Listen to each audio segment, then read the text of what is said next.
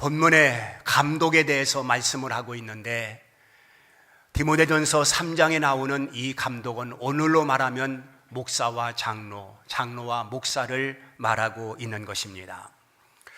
감독의 직분을 얻으려 함은 선한 일을 사모하는 자여야 된다, 이렇게 말씀을 시작하고 있습니다.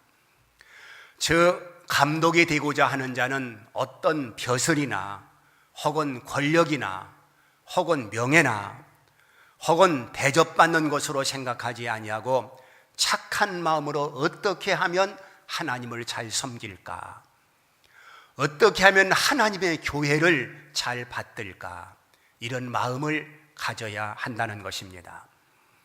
우리 총회 헌법 제5장 제3조에 보면 장로의 자격이라는 항이 있는데, 거기 보면 이렇게 되어 있습니다.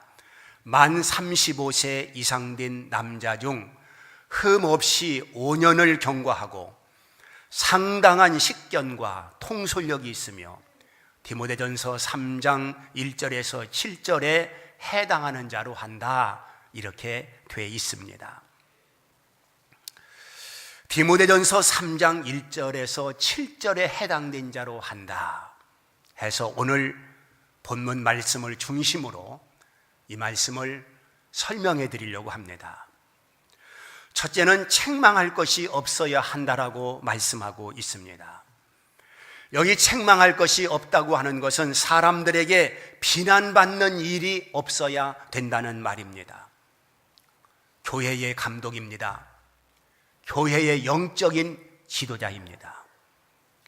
그러므로 교회 안에서 비난받는 일이 없어야 될 뿐만 아니라 저 세상에서도 비난받는 일이 없어야 되는 것입니다. 만약에 비난의 대상이 된다고 한다면 하나님에게 욕이 되는 것이고 덕을 세우지 못하는 것이 되기 때문에 그런 것입니다. 비난받는 사람은 어떤 사람이 비난을 받겠습니까? 인격 이하의 생활을 하게 되면 비난의 대상이 되는 것입니다.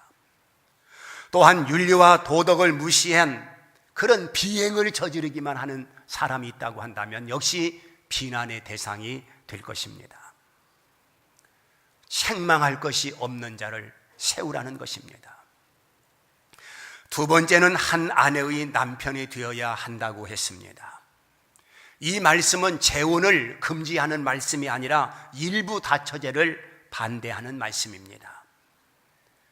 또한 감독은 결혼을 원칙으로 해야 된다는 말입니다. 총각된 자를 장로로 세우지 않습니다. 왜? 한 아내의 남편이 되어야 한다라는 말씀 때문에 그런 것입니다. 세 번째는 절제해야 된다라고 말씀을 하고 있습니다. 절제라고 하는 것은 삼가한다는 뜻입니다. 자기를 제어할 수 있는 사람이 되어야 됩니다. 자기 통제를 잘 하지 못하는 사람은 실수하기가 쉽습니다. 그러므로 참을성이 있어야 하며 어떤 경우든지 물불을 가리지 못하고 행동하는 것이 아니라 침착해야 되는 것입니다. 이성적이지 못하고 감정적인 사람은 영적인 지도자가 되기가 어려운 것입니다. 감독이 되려 하는 사람은 술을 삼가고 육체적인 쾌락을 삼가고 혈기를 삼가고 다툼을 삼가고 영적으로 깨어있는 사람이어야 할 것을 말씀하고 있습니다. 네 번째는 신중해야 한다라고 말씀하고 있습니다. 이것은 매사 분별력 있는 그런 행동을 해야 된다는 뜻입니다. 즉 처신을 잘하는 사람이어야 되는 것입니다. 어떤 일처리를 함에 있어서도 덤벙덤벙 아무렇게나 생각 없이 그렇게 하는 것이 아니라 모든 일에 믿음을 가지고 하나님 앞에 기도하며 신중하게 결정해야 될 것을 말씀하고 있습니다. 다섯 번째는 단정해야 한다라고 말씀하고 있습니다. 여기 단정한다고 하는 것은 예의 있고 질서 있는 것을 말합니다. 적어도 교회의 감독이라고 한다면 질서 있고 예의 바른 사람이 되어야 되는 것입니다. 한마디로 점잖아야 되는 것입니다. 사람이 너무 가볍고 경솔하면 권위가 떨어집니다. 여섯 번째는 나그네를 대접해야 한다라고 말씀하고 있습니다. 성경을 기록할 그 당시는 기독교가 엄청나게 핍박을 받았던 시대입니다. 그러므로 나그네들이 많았습니다. 예수를 믿는다고 하는 것은 감옥이고, 예수를 믿는다고 하는 것은 때로는 화형을 당하기도 하고 사자의 밥이 되기도 하는 엄청난 핍박 시대에 예수의 핍박을 피해 나그네로 산 사람들이 많이 있습니다. 가정을 등지고 카타콤에서 생활한 사람도 있습니다. 이러한 나그네들을 대접하라고 말씀하고 있는 것입니다. 지금의 나그네도 마찬가지입니다. 만약에 집도 없이 정처 없이 떠도는 사람이 있다고 한다면 밥 한 술 주는 것이 바로 그리스도의 사랑일 것입니다. 성경에는 고아와 과부를 대접하라고 말씀하고 있습니다. 이들을 무시하고 이들을 천시하고 이들을 박대하는 것이 아니라 그들을 가슴에 안고 대접하라 하고 있습니다. 그래서 나그네를 대접하라고 하는 이 말씀은 적어도 교회의 감독이라고 한다면 동정심과 국률심을 가져야 되는 것입니다. 남에게 결코 인색한 것이 아니라 남을 도울 수 있는 사람, 어려운 사람에게 관심 가지고 그들을 위해서 함께 눈물을 흘리며 기도해 줄 수 있는 이러한 국률심이 필요하다, 이런 자비심이 필요한 것을 말씀하고 있습니다. 일곱 번째는 가르치기를 잘해야 한다라고 말씀하고 있습니다. 적어도 교회의 감독이라고 한다면 가르치기를 잘해야 된다. 남을 가르치기 위해서는 내가 알아야 가르칠 수가 있는 것입니다. 그러므로 감독은 결코 무식해서 안 된다는 뜻입니다. 일반 지식에 대해서도 성경 지식에 대해서도 어느 정도 지식을 가져야지. 그렇지 아니하면 사람들을 통솔하거나 지도할 수 없는 것입니다. 왜 그렇습니까? 무시를 당하기 때문에 그런 것입니다. 어떤 의미에서 교회의 영적인 지도자들은 사회의 지도자들보다 더 중요한 자리라고 하는 것을 알아야 될 것입니다. 그래서 행여 일반 지식에 대해서는 좀 부족하다 할지라도 성경 지식만은 월등해야 되는 것입니다. 일반 성도 이상의 수준에 있어야 가르칠 수가 있을 것입니다. 그래서 우리 헌법을 보게 되면 상당한 식견을 갖춘 자를 세우라고 말씀하고 있는 것입니다.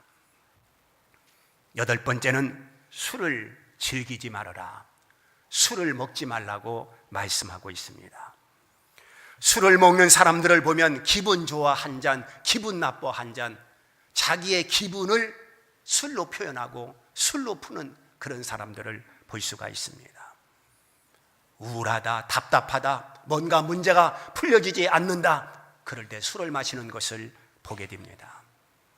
그런데 우리 사회에서는 교회를 다니는 사람이라고 한다면 술과 담배를 하지 않는 것으로 이미 인식이 돼 있습니다. 그 다음 아홉 번째는 구타하지 말아라, 구타하지 않아야 된다는 것입니다. 그 다음 11번째, 다투지 말아야 한다, 이렇게 되어 있어요. 다투지 말아야 한다. 다툼이 왜 일어나느냐, 말싸움이 왜 일어나느냐, 이것은 자기 주장만 옳다고 생각하기 때문에 그렇습니다. 자기 생각이 옳다는 것이고 남의 생각은 다 틀렸다, 이렇게 생각할 때 다툼이 일어나게 되어 있습니다. 적어도 영적인 지도자라고 한다면 남의 말에 경청할 수 있는 겸손한 자세가 필요한 것입니다. 자기 생각과 다르다고 해서 그것을 꺾고 억압시키기보다는 남의 말을 다소곳이 들을 수 있는 자세가 중요한 것입니다. 상호간에 서로 갈등이 생기는 것, 상대가 틀렸다고 그렇게 생각하기 때문에 갈등이 생기는 것이지 않습니까? 어떤 회의를 해보면 다양한 의견이 나오는 것은 너무도 당연한 것입니다. 모든 사람들이 얼굴이 다르고 또한 지문이 다르고 또한 목소리도 다르듯이 사람들마다 생각이 다를 수 있습니다. 그러므로 내 생각이 옳고 네 생각은 틀렸다, 이렇게 쉽게 매도하는 것은 잘못 판단하는 것입니다. 여러 의견이 개진될 수 있고 여러 생각이 모아질 수 있습니다. 그래서 이것을 종합하고 이것을 조화하는 것이 바로, 조화시키는 것이 바로 민주적 방법인 것입니다. 그런데 우리나라는 이런 것에 대해서 익숙지 못하기 때문에 막 고함을 치고 혈기를 부리고 색상을 두드리고 내팽개치고 이런 경향들을 쉽게 볼 수 있습니다. 국회를 가봐도 그렇고 어떤 모임을 가봐도 그렇고 총회를 가봐도 그렇고 그런 다양성을 인정하지 못하기 때문에 그런 것입니다. 그래서 오늘 하나님의 말씀을 보면 다투지 말아야 된다. 다투지 말아야 된다. 상대가 틀렸다고 생각하는 것이 아니라, 사실은 틀린 것이 아니라 서로 다르다고 하는 것을 이해를 해야 되는 것입니다. 지난 12월 1일 전교인 새벽기도회 때 제가 한 예를 들어서 말씀을 드렸습니다. 여러 사람들에게 이 십자가가 그려진, 정사각형으로 십자가가 그려진 이 카드를 보여주면서 이것이 무엇이냐라고 물으면 어떤 대답이 나오겠는가? 사람에 따라서 대답이 달리 나올 수 있습니다. 수학자는 그건 덧셈입니다. 또한 목사는 그건 십자가요. 산부인과 의사는 그건 배꼽입니다. 또한 간호사가 볼 때는 그건 적십자입니다. 약사가 볼 때는 그건 녹십자요. 교통경찰관이 볼 때는 그건 사거리입니다. 여러분, 모두가 자기 입장에서 대답을 한 것입니다. 다른 사람이 틀렸습니까? 아닙니다. 틀린 게 아닙니다. 녹십자가 될 수 있고 적십자가 될 수 있고 사거리가 될 수 있고 덧셈이 될 수 있어요. 이렇게 자기 입장에서 보고 자기 입장을 이야기할 수 있는 것입니다. 우리는 평화를 위해서는 다름을 너와 내가 다른 생각을 가지고 있다, 그걸 우리가 이해를 해야 되는 것입니다. 사람마다 생각이 다를 수 있다. 얼마든지 다를 수 있습니다. 그러므로 어떤 회의를 한다든지 다른 의견이 나올 수 있어요. 그걸 이런지하에 묵살하고 상대를 무한하게 만들고 그것이 하나의 다툼거리가 된다고 한다면 그건 인격적으로 문제가 있는 것입니다. 오늘 하나님 말씀은 적어도 감독자가 되기 위해서는 다투지 말아야 된다라고 말씀하고 있습니다. 12번째는 돈을 사랑하지 말아라, 이렇게 말씀을 하고 있습니다. 돈을 사랑하며 일만하게 뿌리라고 이미 주께서 말씀을 하셨습니다. 사람마다 돈에 대한 욕심이 없는 사람이 어디 있습니까? 그런데 뉴스를 접해볼 때에 거의 사건과 문제는 돈에 얽혀서 일어나는 것을 보게 됩니다. 사람마다 욕심은 있지만 그 지나친 욕심은 결국은 앙화를 불러온다고 하는 것을 기억해야 됩니다. 돈에 대해서 가장 어리석은 사람은 벌기만 할 줄 알지 쓸 줄 모르는 사람이라고 말을 합니다. 성경은 불의의 제물로 친구를 사귀라고 주님께서 말씀을 하셨습니다. 어떤 사람이 말하기를 돈은 쓸 때 비로소 그 돈이 내 돈이라고 말하는 것을 들었습니다.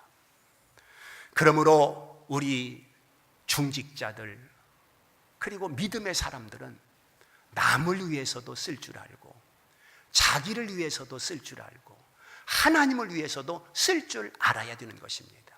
이게 돈의 가치인 것입니다. 돈이 올바르게 쓰여질 때 가치성이 나타나는 것입니다.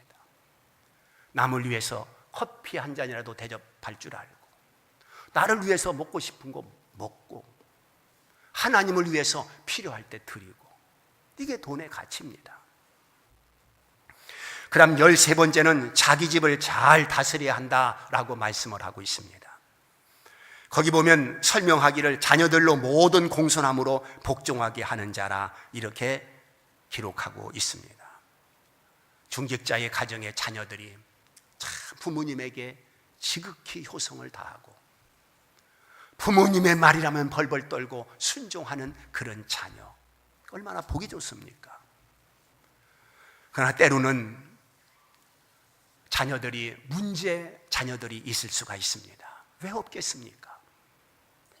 그럴 때는 그 자녀의 이름을 붙들고 하나님 앞에 눈물로 기도하여 다시 하나님 앞으로 돌아오도록 만들어야 되는 것입니다.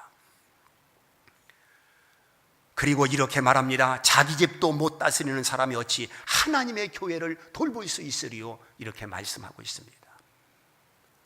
작은 단위의 가장으로서 그 가정을 질서 있게 세우지 못하고 다스리지 못한다고 한다면 큰 단위의 교회를 어떻게 다스려 나갈 수가 있겠느냐 말씀을 하고 있는 것입니다.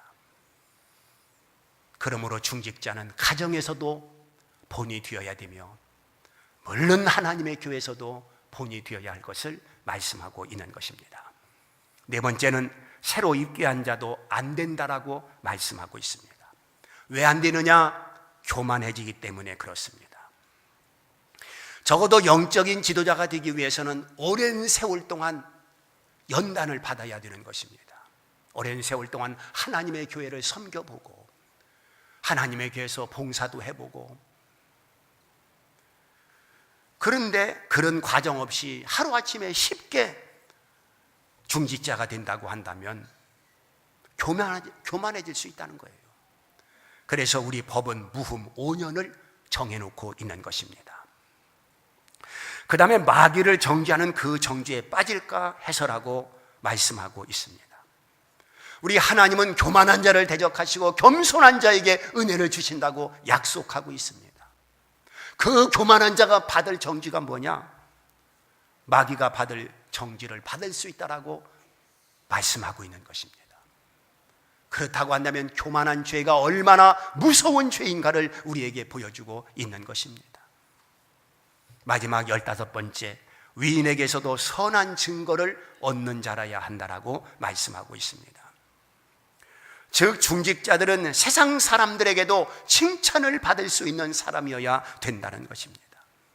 모범적인 생활을 통해서, 희생적인 생활을 통해서 세상 사람들이 인정을 해주고 칭찬해주는 사람이 교회의 영적인 지도자로서 자격자라고 하는 것을 말씀하고 있는 것입니다. 오늘 성경은 구체적으로 이렇게 밝혀놓고 있습니다. 비방을 받지 말아야 된다는 것입니다. 저 외인들로 하여금, 세상 사람들로 하여금 손가락질 당하고 비방을 당한다면 교회의 영적인 지도자로서 이것은 자격자가 될 수 없는 것입니다. 세상 사람들이 목사, 장로가 더 인색하다, 더 못되다, 더 나쁜 놈이다, 외상값도 안 갚는다, 돈 빌려주면 떼어먹는다, 이런 소리를 듣는다고 한다면 이것은 교회의 수치요, 하나님 영광을 가리는 것이고, 그리고 전도의 문을 스스로 막는 것이기 때문에 세상으로 하여금 칭찬을 받아야 된다라고 말씀하고 있습니다. 그 다음에 마귀의 올무에 빠질까 염려하라, 이렇게 말씀하고 있습니다.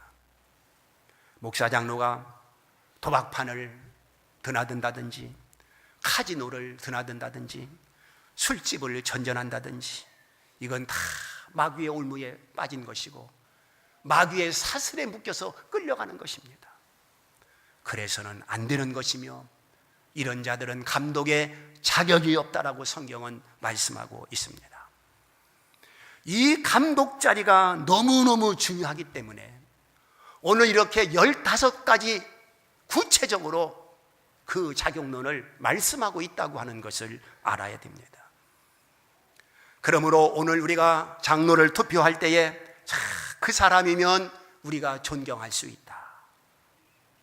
그 사람이면 대의적으로도 인정을 받을 수 있다.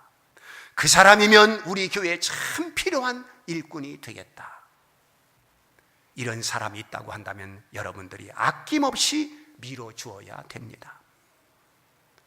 그리고 투표를 하는 사람은 혈연이나 지연이나 학연이 아니라 오직 하나님 앞에서 우리 일꾼을 뽑는 것입니다. 우리의 지도자를 뽑는 것입니다. 그러므로 하나님 교회에 덕을 세울 일꾼을 선정하는 일에 이런 사심이 아니라 우리 모두는 믿음을 가지고 이 일을 해야 될 것입니다. 그래서 하나님의 교회가 중직자가 세워짐으로 더욱더 든든해지고 중직자가 세워짐으로 더욱더 교회가 성장해 갈 수 있는 이런 은혜가 있기를 주님의 이름으로 축복을 드립니다.